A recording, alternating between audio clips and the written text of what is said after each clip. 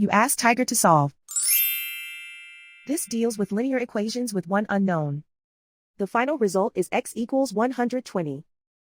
Let's solve it step by step. Simplify the expression. Group the coefficients. Convert the integer into a fraction. Combine the fractions.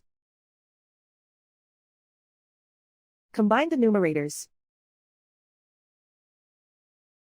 Isolate the x. Multiply both sides by inverse fraction 4/3.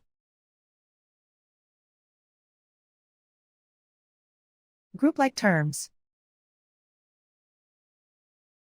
Multiply the coefficients. Simplify the fraction.